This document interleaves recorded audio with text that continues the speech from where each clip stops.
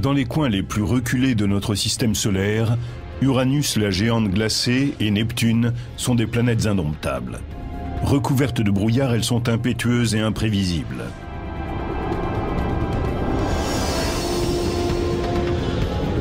Sur Neptune, on trouve les vents les plus rapides du système solaire. Sans prévenir, son grand point noir apparaît ou disparaît. Uranus possède un grand nombre de lunes qui se pressent autour d'elle. Des collisions sont inévitables.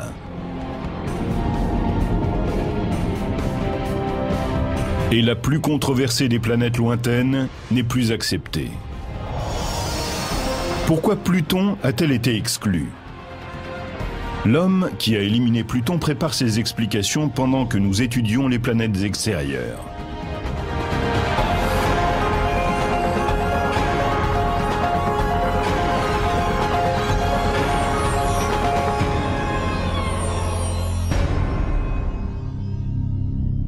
Voici l'homme qui a éliminé Pluton.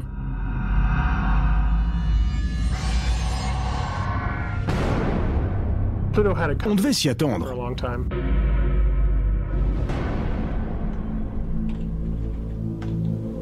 Chercheur à l'Institut californien de technologie, le Caltech, Michael Brown, après une série d'études, a supprimé Pluton de la liste, réduisant à 8 le nombre de planètes du système solaire.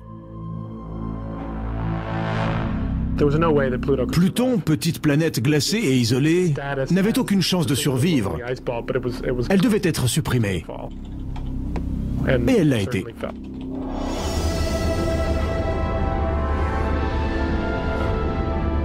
Pluton a toujours été considéré comme une planète à part. C'est la plus petite, avec toute proportion gardée, la plus grosse lune.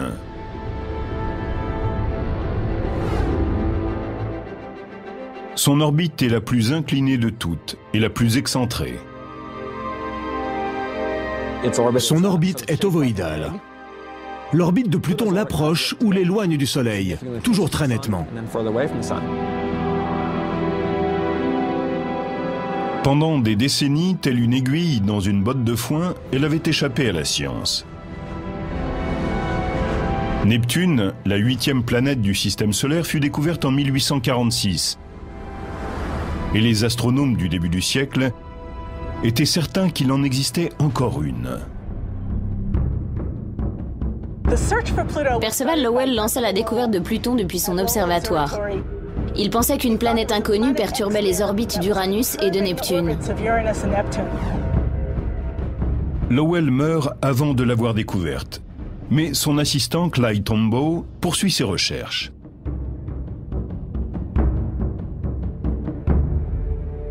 En 1930, Tombaugh, alors âgé de 24 ans, photographie un objet en faveur de la thèse de Lowell. Ce résultat est révélé au monde entier et la planète reçoit officiellement le nom de Pluton. Pluton est-elle la planète inconnue? Les experts objectent qu'elle est trop petite et que sa masse est trop faible pour perturber les orbites d'Uranus et de Neptune, ses voisines géantes. Depuis, les astronomes ont d'ailleurs prouvé que la fameuse planète inconnue n'existait pas. Ils s'étaient basés sur une mauvaise estimation de la masse de Neptune. Si Pluton n'est pas la planète inconnue, est-elle néanmoins une planète? Une planète est d'abord quelque chose qui erre dans le ciel, c'est-à-dire qui est en mouvement par rapport aux étoiles. Pour les Grecs, la Lune était une planète, le Soleil aussi, mais pas la Terre. Bien sûr, quand on a su que la Terre tournait autour du Soleil et la Lune autour de la Terre, cette définition a évolué. La Terre est devenue une planète, le Soleil et la Lune ont été éliminés de la liste, il en restait donc 6. Puis on a découvert Uranus, Neptune, cela faisait donc 7, puis 8.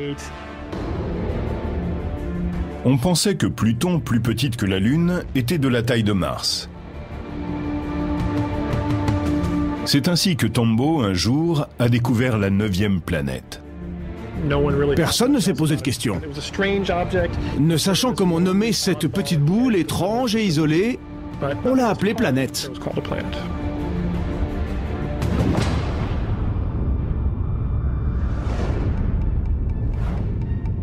Très éloigné du Soleil, Pluton doit son nom au dieu romain des ténèbres.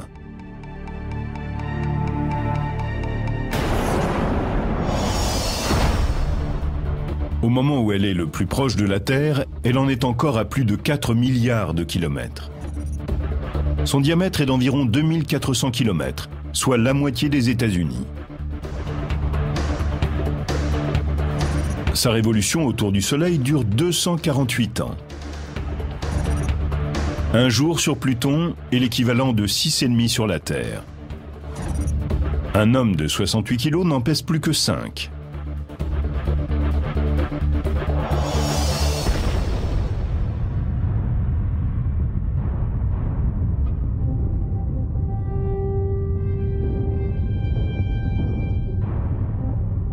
La technologie actuelle nous renseigne peu sur la surface de Pluton.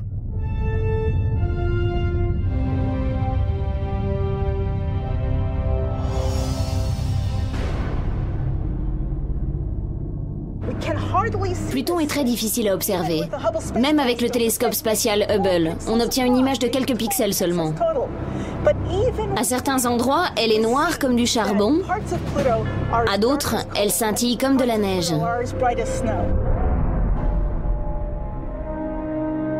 Même à distance, les experts peuvent mesurer sa composition.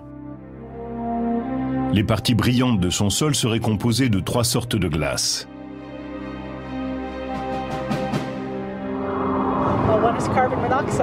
Du monoxyde de carbone, du méthane et de l'azote, comme celui que nous respirons dans l'atmosphère.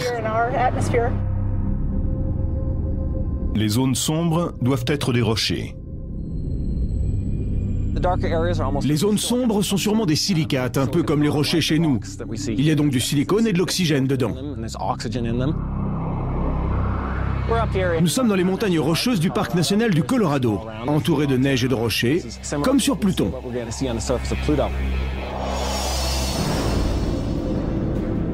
Sur Pluton, un promeneur découvrirait un endroit très sombre, malgré la neige. Pluton est 34 fois plus éloigné du Soleil que la Terre. Cela signifie que la lumière qu'il atteint est 1000 fois moins forte. C'est un peu comme si l'on se trouvait la nuit sous la faible lueur d'un réverbère. On arrive à lire, mais ce sera plus facile avec une torche frontale.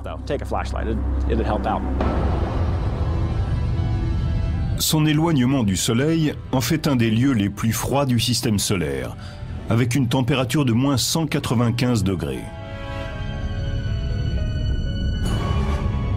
La gravité sur Pluton est beaucoup plus faible que sur Terre, en raison de sa petite taille et de sa densité.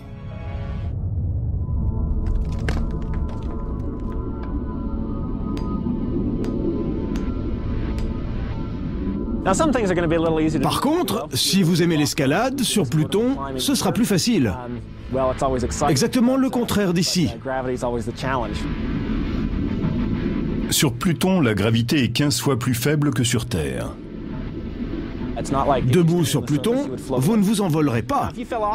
Mais si vous faites de la varap, il vous faudra une corde, car votre chute serait considérablement accélérée. Alors n'oubliez pas de prendre une corde.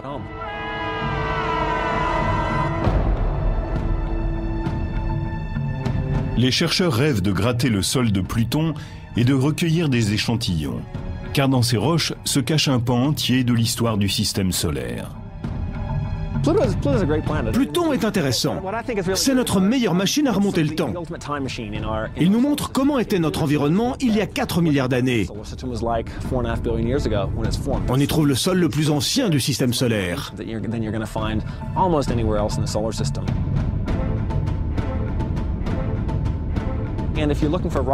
Vous ne trouverez jamais sur Terre un rocher vieux de 4 milliards d'années, car la Terre se recycle continuellement. Le mouvement des plaques tectoniques aspire ces matériaux dans le manteau et les volcans les recrachent à la surface. C'est pour ça que la surface de la Terre est plus jeune que celle de Pluton.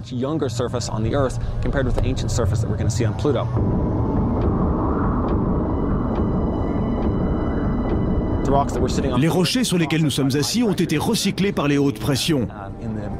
Sur Pluton, c'est plus primitif. Primitif, mais pas récent. Pluton est criblé de cratères. Ce sont les astéroïdes ou météorites qui, en touchant le sol, creusent ces cratères. Ces parcelles du système solaire n'ont pas réussi à fusionner pour former une planète. Sur Pluton, il n'y a ni atmosphère, ni glacier, ni vent, ni pluie, donc aucune érosion. On y trouve surtout de nombreux cratères formés par les impacts.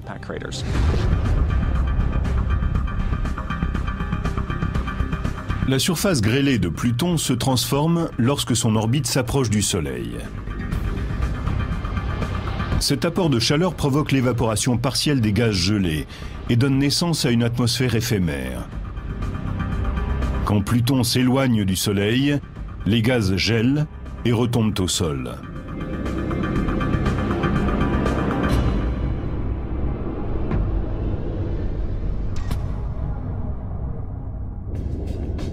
Depuis plus de 75 ans, cet objet éloigné a été considéré comme la 9e planète.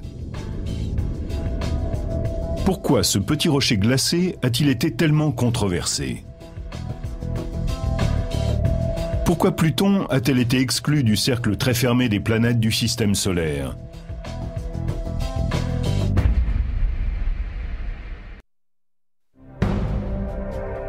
La remise en question de son affectation a commencé dans ce bureau tranquille du campus de Caltech à Pasadena. Mais l'astronome Michael Brown n'a jamais voulu éliminer une planète. Avec le télescope de l'observatoire du mont Palomar qui mesure 121 cm, il cherche un objet de la taille de Pluton au fond du système solaire.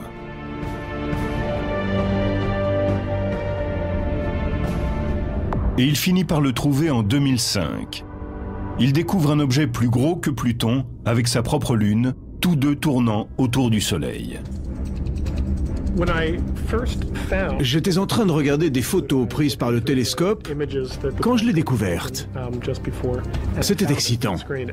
Et d'après les calculs, elle était plus grande que Pluton. J'ai tout de suite attrapé le téléphone pour appeler ma femme et lui annoncer que j'avais trouvé une planète. Si depuis 75 ans, Pluton est reconnu comme une planète, pourquoi l'objet découvert par Michael Brown ne l'est-il pas lui aussi? J'ai pensé que c'était la 10e. Et longtemps, je l'ai décrite comme telle. C'était une planète et je pensais vraiment avoir découvert la 10e.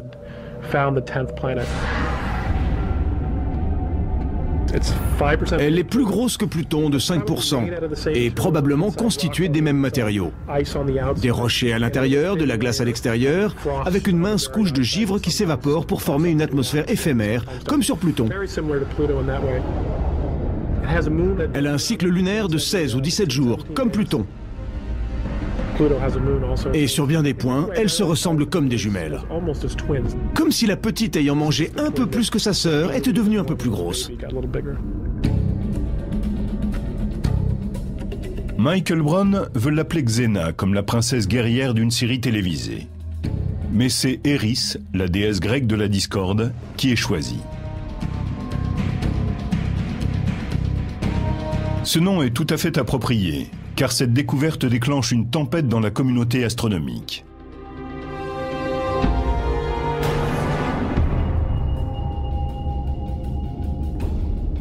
La définition du mot planète est âprement discutée.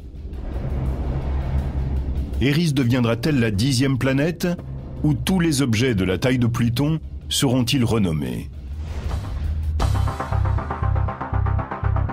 Le sujet est débattu en 2006 lors de la conférence de l'Union internationale des astronomes à Prague. Et un vote permet, pour la première fois, de définir scientifiquement le mot planète.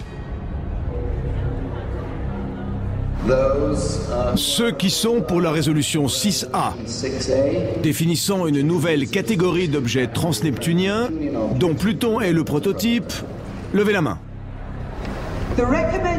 Nous préconisons d'affecter Pluton et les autres objets transneptuniens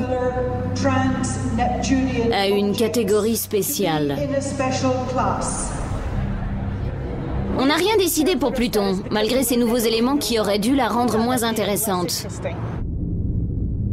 C'est la découverte d'Eris et d'autres objets de grande taille dans la ceinture de Kuiper qui ont justifié ce débat parmi les chercheurs. La ceinture de Kuiper est une zone près de Pluton d'une largeur de 5,6 milliards de kilomètres. On y trouve des centaines d'objets glacés, le premier ayant été découvert en 1992.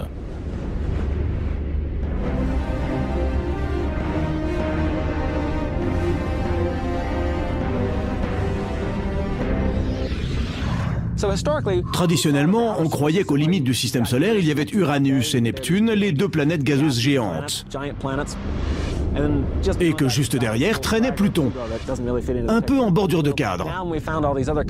Avec tous les objets découverts dans la ceinture de Kuiper, on sait maintenant que Pluton est le premier de ces très nombreux objets glacés de petite taille.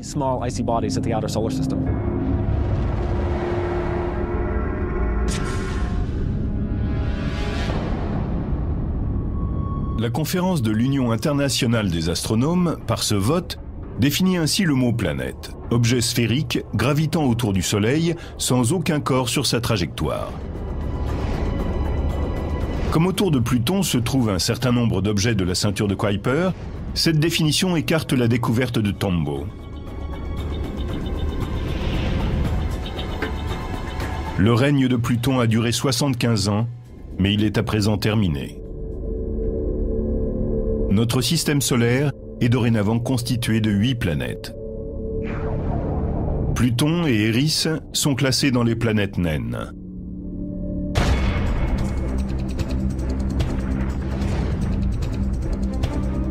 Les planètes naines sont comme les autres, mais elles ont d'autres corps sur leur trajectoire.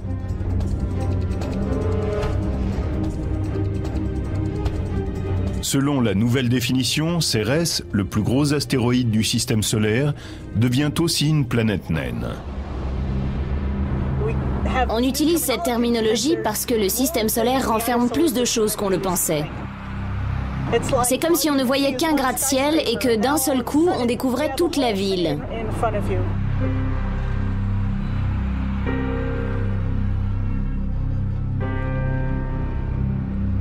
Nous avons maintenant une ville entière remplie d'objets célestes. Par son vote, l'Union internationale des astronomes a voulu en finir avec le débat sur la définition du mot planète. Mais de nombreux chercheurs récusent ces conclusions. Certains astronomes veulent que Pluton reste une planète. Ils sont sur la brèche et profitent de toutes les occasions pour le faire savoir. Pour moi, Pluton est une planète. Qu'elle le soit ou non n'a pas tant d'importance. Fondamentalement, ce n'est pas un problème scientifique. Mais bizarrement, cette question de dénomination est devenue un sujet émergent de l'astronomie.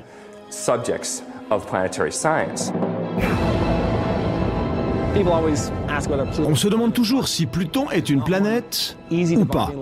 Aucune frontière ne dit que de ce côté c'est une planète et pas de celui-là.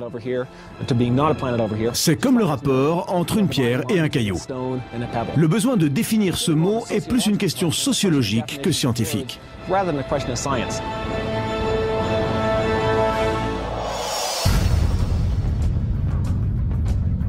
Même si officiellement Pluton n'est plus une planète, son intérêt reste intact pour les scientifiques. Pendant que l'on votait à Prague, le vaisseau de la NASA, New Horizon, était déjà en route pour explorer ce monde lointain. Il sera le premier vaisseau spatial à atteindre Pluton. L'expédition sur Pluton a changé de but. Ce n'est plus cet objet unique, mais toute une série qu'il doit étudier.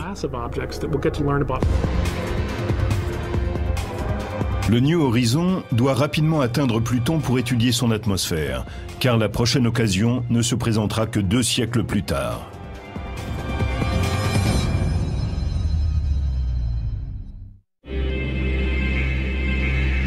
Le New Horizon a rendez-vous avec Pluton.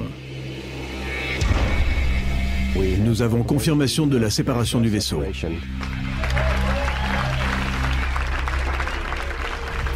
Pour les scientifiques, c'est une véritable course contre le temps. Car quand Pluton s'éloigne du Soleil, il commence sa saison d'hiver de 62 ans.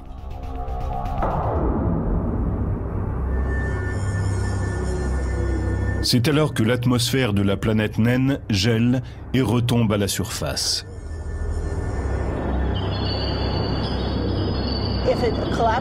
Si elle retombe trop, la recherche chimique perdra de son intérêt. Nous voulons connaître la température, la composition, la structure et les vents de son atmosphère. Pour être dans les temps, le New Horizon file à plus de 62 000 km/h, soit 19 km/s. À cette vitesse, on irait de Los Angeles à New York en 3 minutes et demie.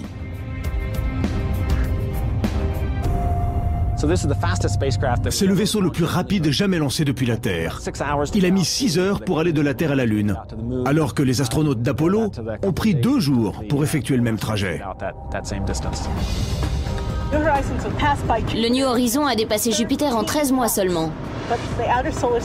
Mais le système solaire est si vaste qu'il atteindra Pluton dans 8 ans. Malgré son extrême rapidité, le New Horizon n'atteindra Pluton qu'en juillet 2015. Pluton est un grand mystère. C'est passionnant de savoir qu'un vaisseau est en route vers elle. D'ici quelques années, nous aurons enfin des informations et des photos précises.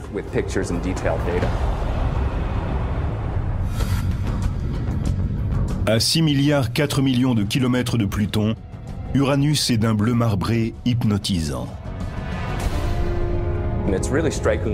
Sa beauté est différente de celle des autres planètes. C'est une boule géante, au contour flou.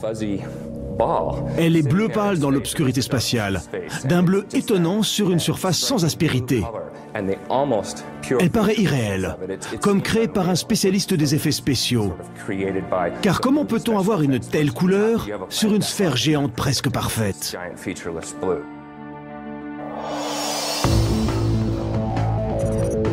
Uranus est à environ 3 milliards de kilomètres de la Terre. Son diamètre est de 53 000 kilomètres, 4 fois celui de la Terre. Elle effectue sa révolution autour du Soleil en 84 ans.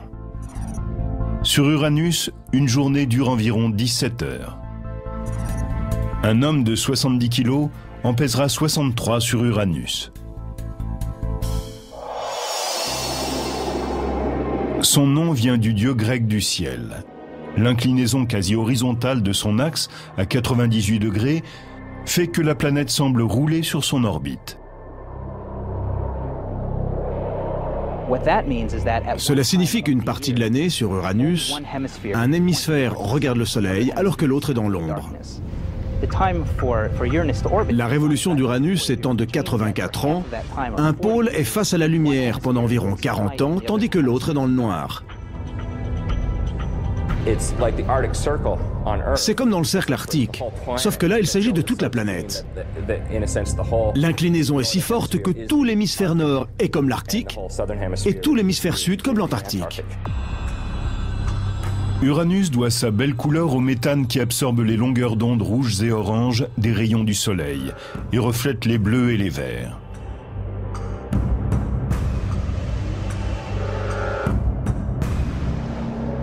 Et cette apparence de douceur vient du brouillard qui l'entoure, comme dans les grandes villes.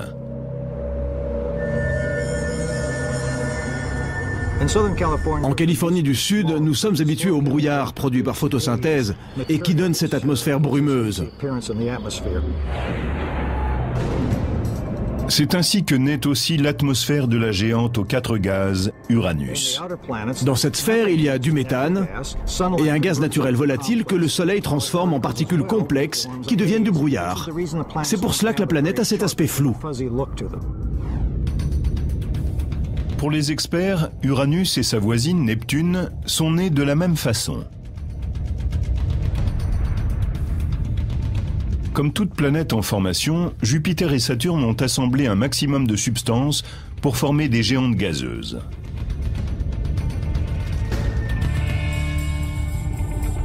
En grandissant, les orbites de Jupiter et de Saturne ont déstabilisé tout le système planétaire. Le dynamisme de leur interaction a expulsé Uranus et Neptune au fond du système solaire, où elles ont absorbé de nombreux objets glacés. À l'origine, elles contenaient beaucoup de gaz. Et au cours de leur formation, elles ont capturé des matières glacées et des rochers. Cette enveloppe d'hydrogène et d'hélium, et aussi de méthane et d'azote, entre autres, renferme beaucoup de matériaux glacés. Ce sont ces noyaux glacés d'Uranus et Neptune qui leur valent le nom de géantes glacées. Mais il ne faut pas croire que ces planètes sont solides et qu'un astronaute pourrait marcher dessus.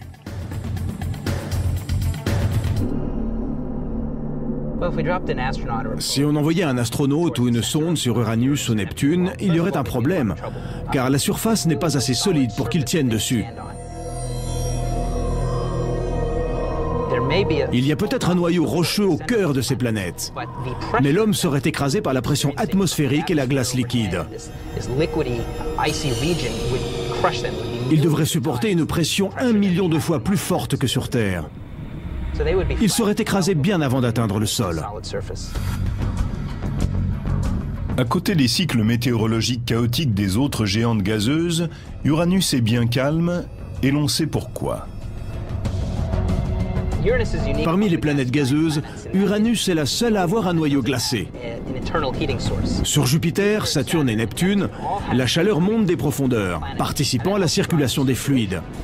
C'est pour cette raison que sur ces trois planètes, on peut observer des bandes parallèles. Sur Uranus, cette source de chaleur n'existe pas.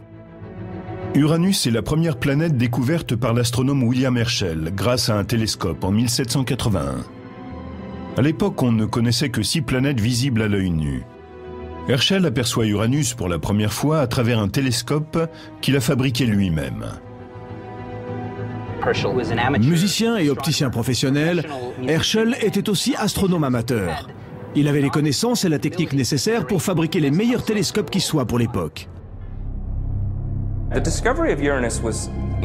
découverte d'Uranus est primordiale, parce que c'est la première planète découverte par télescope. Les anciens ignoraient totalement cette technique.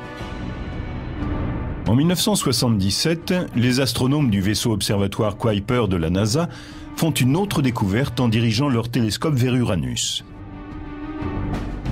Ils commencent à observer le passage de la planète devant une étoile, un phénomène courant. Mais quand Uranus s'approche de l'étoile, celle-ci se met à clignoter. 5 fois pendant l'approche, puis plusieurs fois encore quand elle s'éloigne.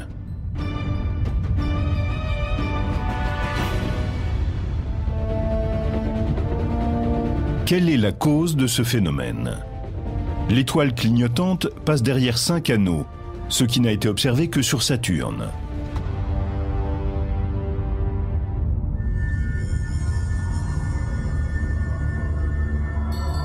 Grâce à d'autres observations depuis la Terre, puis depuis le vaisseau Voyager, la présence des anneaux est confirmée.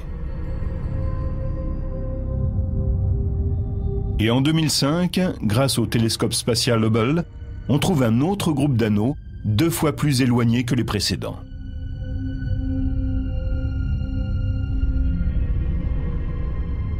Contrairement aux anneaux glacés et épais de Saturne, ceux d'Uranus sont fins et légers. Ils sont composés de poussière et de cailloux noirs. On dirait que certains de ces anneaux ont été créés par l'impact d'un météore ou d'une comète, avec l'une des 27 lunes.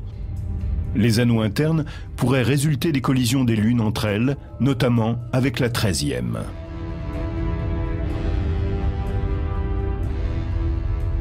Elles sont nombreuses autour d'Uranus. Très petites, leurs cycles sont très rapides, d'environ 24 heures. D'autres lunes filent autour d'Uranus en 12 heures seulement. Notre cycle lunaire est de 28 jours, sachant que la Terre est 4 fois plus petite. Les lunes d'Uranus foncent comme des bolides autour de la planète. Tôt ou tard, une collision est inévitable.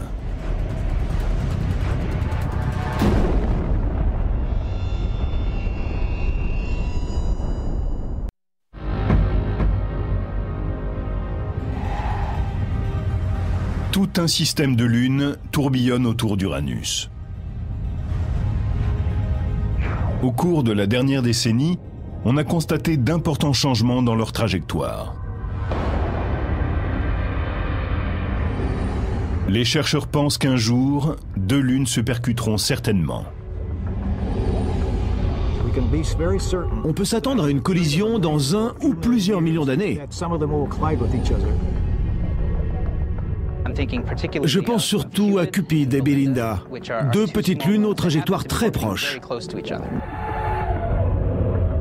À quelques kilomètres l'une de l'autre, elles finiront probablement par se percuter sous l'effet de la gravitation.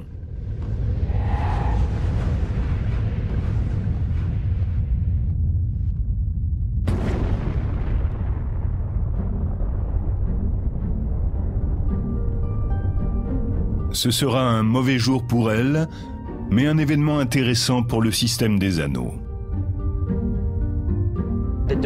Ces débris créeront peut-être un nouvel anneau autour d'Uranus. Au fond du système solaire, Uranus se partage l'espace avec sa sœur, Neptune. Un saphir brille à 4,9 milliards de kilomètres du Soleil. Avec l'exclusion de Pluton, Neptune est devenue la planète du système solaire la plus lointaine. Neptune est le nom du dieu de la mer chez les Grecs.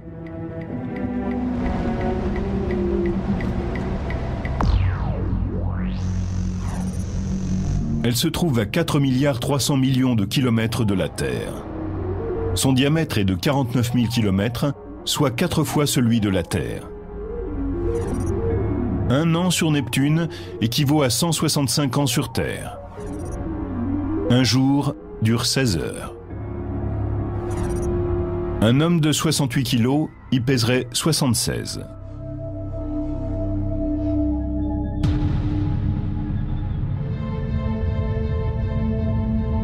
Comme toutes les planètes extérieures, Neptune tourne plus vite que la Terre. Sa rotation rapide favorise les vents violents. Sur Neptune, les vents sont plus rapides que partout ailleurs. Les vents vont parfois à plus de 1600 km/h et fréquemment à 1200 km/h. On ne sait pas pourquoi. C'est un mystère. Les spécialistes se demandent pourquoi la vitesse des vents sur Neptune est plus forte que sur les autres planètes. Ils sont 3 fois plus rapides que les turbulences de la grande tache rouge de Jupiter.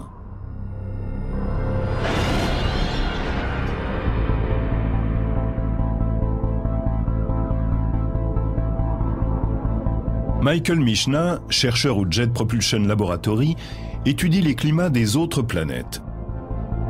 Les vents violents sur Neptune l'intriguent. Si on place une de ces éoliennes sur Neptune, là où les vents soufflent à 1200 km/h, on observera le même mouvement que sur Terre. Mais à l'altitude où les vents soufflent à 1600 km/h, elles ne bougeront pratiquement pas. L'air y est si léger qu'il n'a pas la force de faire tourner le propulseur de la turbine. Il n'y aura donc presque aucun mouvement. Sur les cartes météorologiques terrestres, on voit les hautes et les basses pressions. Ces notions existent aussi sur les planètes extérieures. Mais pour Neptune, on localise plus difficilement ces hautes et basses pressions. Il y a des régions chaudes avec des hautes pressions et d'autres fraîches avec des basses pressions. Ces différences donnent naissance aux vents qui soufflent des hautes vers les basses pressions.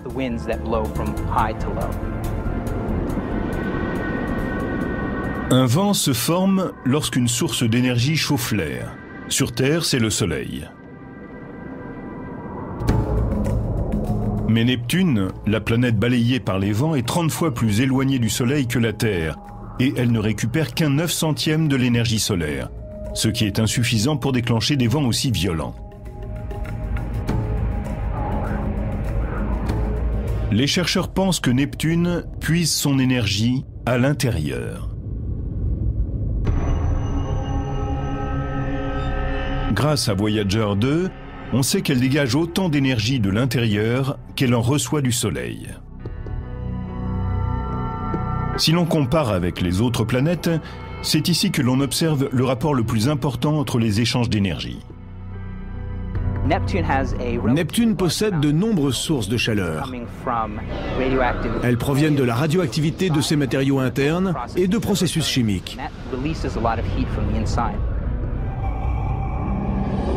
Pourquoi Neptune dégage-t-elle autant de chaleur? C'est un mystère. Pour certains, c'est parce que la planète est toujours en formation. Les gaz, en tombant vers le centre, se condensent sous l'effet de la gravité et libèrent de la chaleur.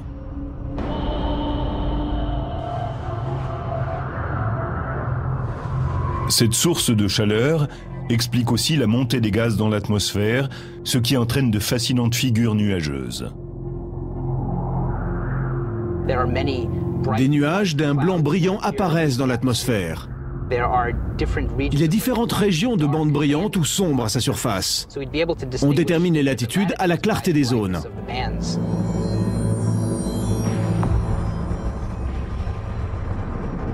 Pour les experts, la composition des nuages est à l'origine des formes dessinées par les bandes. Ils sont probablement en méthane et se déplacent très rapidement autour de la planète. Les vents sur Neptune sont différents de tous ceux que nous connaissons. Ce sont des orages géants. Nos orages terrestres sont ridicules à côté.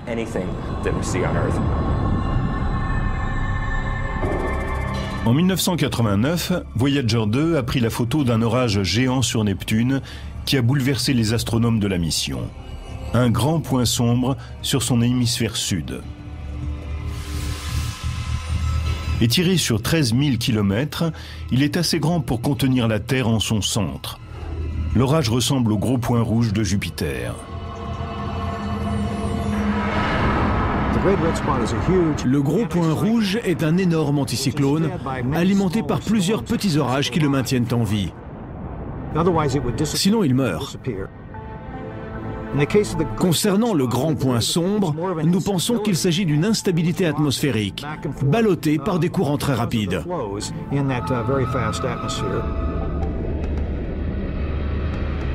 5 ans après la découverte du point sombre, les professionnels ont eu une autre surprise. Le télescope spatial Hubble se tourne vers Neptune et découvre que le plus gros orage de la planète a disparu.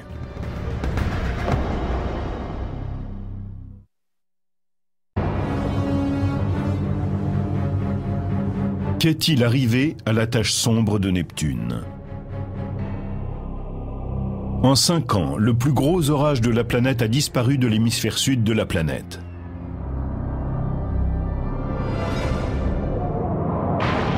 Mais cela ne signifie pas la fin des orages géants sur Neptune. Les astronomes, grâce au télescope Hubble, ont remarqué un nouveau point sombre. Cette fois-ci, dans l'hémisphère nord.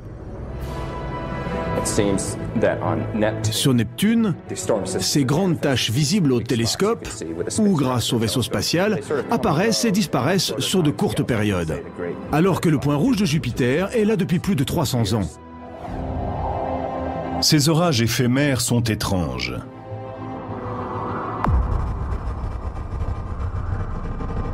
La taille de cette grande tache sombre a varié de plusieurs milliers de kilomètres carrés en 8 jours. Et sa forme a changé également.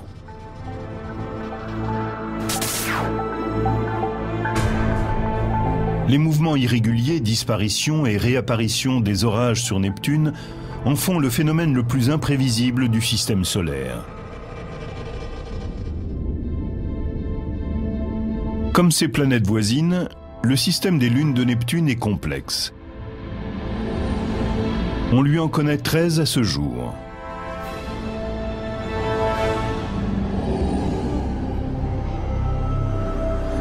Certaines pourraient être d'origine extrasolaire.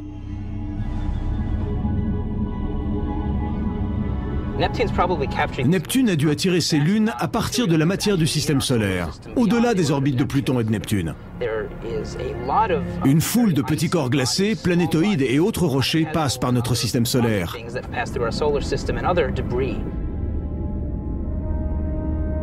De temps à autre, ils s'entrechoquent et leurs fragments sont projetés à travers le système solaire. Certains de ces corps glacés se transforment en comètes. Mais si l'un d'eux est poussé dans une certaine direction à un moment précis, il peut être attiré par une planète et devenir une de ses lunes.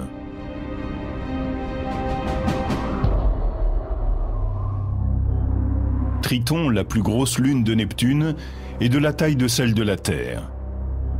C'est l'objet le plus froid jamais observé par les astronomes, plus froid même que Pluton. À moins 198 degrés, l'azote devrait être à l'état gazeux. Or, il forme une calotte glacée aux deux pôles de cette lune. Avec sa surface très réfléchissante, Triton est particulièrement froide. La lumière qui touche sa surface est renvoyée à environ 70%. Comme elle absorbe très peu de lumière, elle est très froide. Triton aurait la même composition que Pluton. Son sol est glacé. Les panaches des volcans à sa surface sont assez fascinants. On les a vus jaillir en temps réel, lorsque le vaisseau voyageur allongeait Neptune et Triton. Les volcans de Triton ressemblent à des geysers. Ils crachent un mélange d'azote liquide, de méthane et d'ammoniac. Dans cette atmosphère légère, ces éruptions gèlent dès leur jaillissement. Elles s'élèvent jusqu'à 8 km de haut. Une fois dans l'air, la glace peut être transportée sur des kilomètres, puis elle retombe en neige.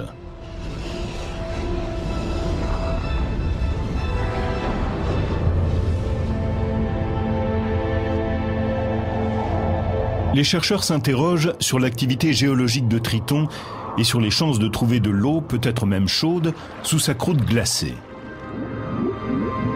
Et de plus, théoriquement, là où il y a de l'eau, la vie est possible. Dans ce cas, cette lune de Neptune serait la plus grande découverte de tous les temps.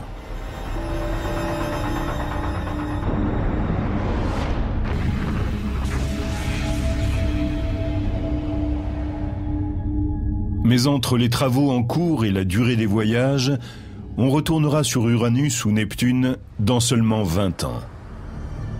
Y retourner n'est pas à l'ordre du jour. Avec Voyager, un premier survol rapide nous a fait découvrir beaucoup de choses, mais c'est insuffisant. Il faut poursuivre les investigations.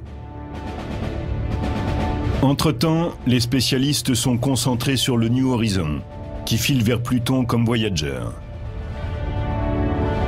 À bord, en plus d'une multitude d'instruments scientifiques, il y a une urne funéraire avec les cendres de celui qui a découvert Pluton, Clyde Tombaugh, mort en 1997 à 97 ans. Même si je ne participe pas à la mission New Horizons, je la trouve passionnante. Nous ignorons totalement à quoi peut ressembler le sol de Pluton. C'est pour cela que la série de photos en gros plan est très importante. C'est en envoyant des vaisseaux, des sondes et des télescopes aux confins du système solaire qu'on déchiffre l'univers.